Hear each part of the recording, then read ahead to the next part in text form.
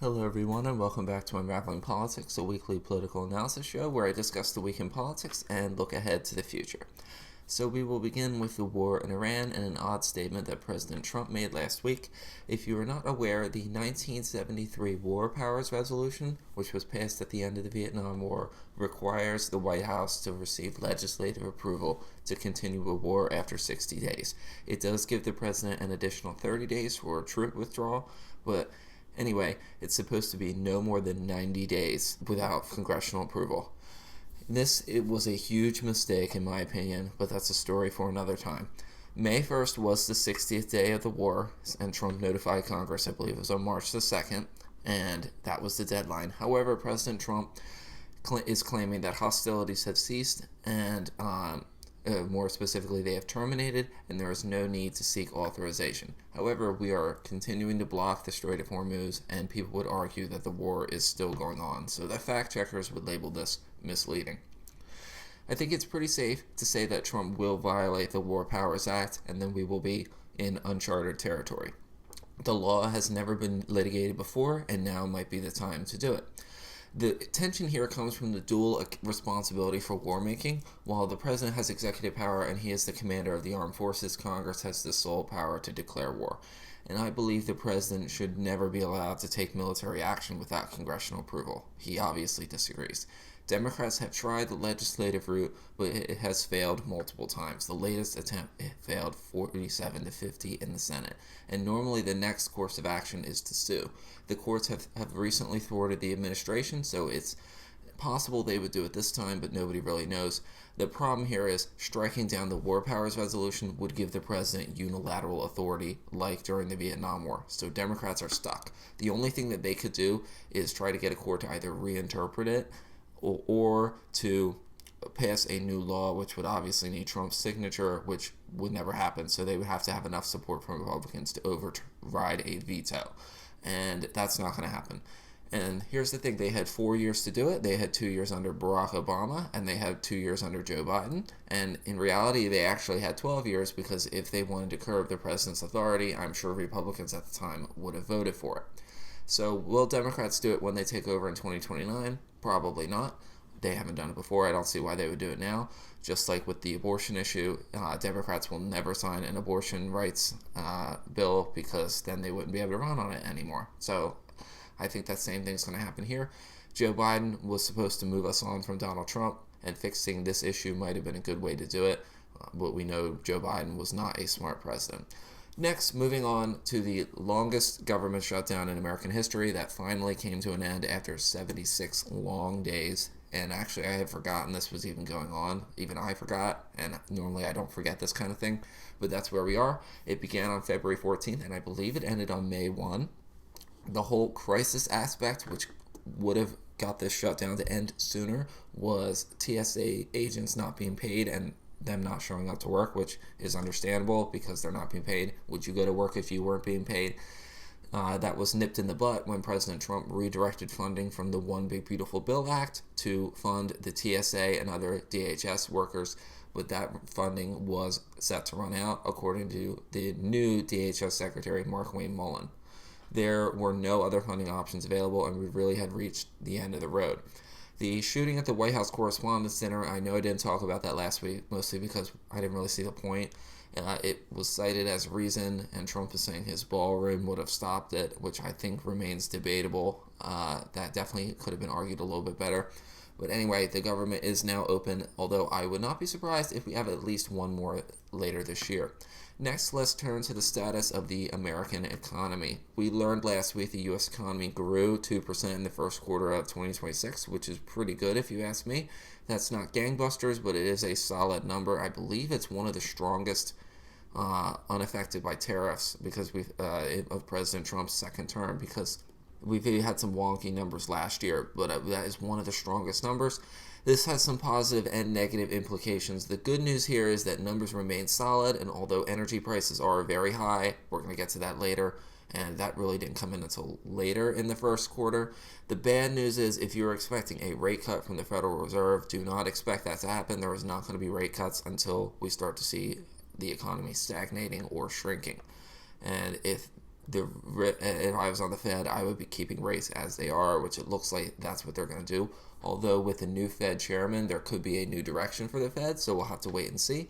But if you ask me, there's no reason to risk higher inflation at a time where we already have higher inflation. Moving on to oil prices, speaking of inflation, this is something I have been increasingly concerned about. Trump is ordering the Strait to remain blocked, and it looked like oil is now staying above $110 a barrel. We peaked at 118, at least Brent crude, not West Texas Intermediate. Brent crude is the international benchmark, while West Texas Intermediate is the American benchmark. I usually look at the international, and we are now risking $5 gas nationwide. If we get above 120, that's what I would expect. The national average is now $4.45. Here in Pennsylvania, it's about $4.52. Both numbers are according to AAA. And if we reach $4.50, which it looks like we will, and $5 will probably be in our future, as I said, if we stay above 120. And we are now higher so far than we were at this point in 2022 after Russia invaded Ukraine, and we were still coming out of the global pandemic. Gas prices this time 4 years ago was about $4.21. The current record is $5.02, and that was in June of 2022. And I'll tell you, at the time, I was just about to leave high school at that time. I never believed we would break that record again, with maybe ever. And here we are. So by Memorial Day, which is 4 weeks away from today, I believe we could be at $5. And for context, a year ago, it was about $3.20. So what a difference a war makes. And to quote President Trump, what a difference a president makes. And if we get to Labor Day and things don't change, we could be looking at $6 or $7 gas. And at that point, you would really be in a recession. And as I've said this for weeks, the Strait must be reopened, or oil prices will continue to rise as we start to run out of gasoline worldwide. And meanwhile, American energy companies have been experiencing record high profits because their production is not affected, even as their Middle East counterparts are. Countries in Asia have declared energy shortages, like the Philippines. South Korea has advised its residents to take shorter showers and charge phones during the day. Japan is releasing its strategic reserves. China has a very large stockpile of oil reserves. They spent much of last year, when oil was cheap, buying it up. And they have restricted oil imports or exports. And these are all, except for China, U.S. allies, by the way. So they are negatively affected by the war. And to anyone who wonders why we are affected by this, remember the price of oil is set on a global market, and that's how it is. So don't blame the oil companies, blame the president and the war in Iran, and Iran itself. The problem is simply a lack of supply, not the price of oil per se. And I think the tragedy of this all is that President Trump at the beginning of the year, and at the end of last year, he made an address at the White House at the end of last year, which Democrats mocked ruthlessly, and I covered on the show at the time. He said that this year would be the biggest tax refund year in American history, and with new tax deductions for seniors, for no tax on tips, and for lots of different groups of people, and that has probably been completely wiped out because of the higher cost of gas, which is also feeding into inflation. And I believe we are now headed for a recession, and every day that we let this war go on, the chances get higher and higher. And this is at a time when consumer confidence is already quite low by historical standards. In fact, we are about at pandemic-era lows. All right, let's end with our monthly midterm update, which is of great interest to a lot of people. This month marks about 6 months to go until the midterm elections. I believe it is 6 months minus 1 day. President Trump's job approval currently remains about 39% to 40%, depending on the aggregate you look at, which is quite low. I'm surprised, considering all that's happened and we're at war now, that this isn't any lower. Democrats have roughly a 5 to 6 point lead over Republicans in the generic ballot, and some polls show they are at 50%, which would be significant because that doesn't include undecided voters, and I would expect most undecided voters to swing toward Democrats as we kind of get closer and closer. Once again, I see Republicans on path toward losing the House of Representatives this year, and that would be significant for two obvious reasons. And I also think some of the Democratic Party and the media have overhyped what this would mean. A lot of what President Trump has done via executive order and other decrees. There really isn't much legislation that the president could block in any way. They could open up investigations, and they could consider impeaching him again, but that's really all that they could do. If they retake both chambers, I still don't think much would change still for the reasons I've already mentioned, but it would be the end of judicial appointments, and I imagine Democrats would filibuster any judicial appointments and any cabinet appointments until the next president takes over. So that would be a little bit more significant. And as for the Senate, I'm still projecting Republican control of the Senate. However, it is more important to look at the trend, not just where things are right now, and things are trending toward Democrats taking control of the Senate. So I would still say that is a very strong chance. The only hesitation that I have is the map remains very tough. I think Democrats will make gains in Alaska, North Carolina, and Maine. Texas and Ohio remain up in the air, and I don't think Democrats really have a chance anywhere else. In a bygone era, they might have had a chance in Iowa, but I don't think that's going to happen. And I'm still skeptical in Maine, mostly because Democrats were projected to take that seat 6 years ago, but they didn't. And besides, Graham Plattner will be the Democratic nominee, and he has a lot of issues with him. Think about if all these scandals came out about him, what do Republicans know about? They haven't released yet, and they won't release until right before the election.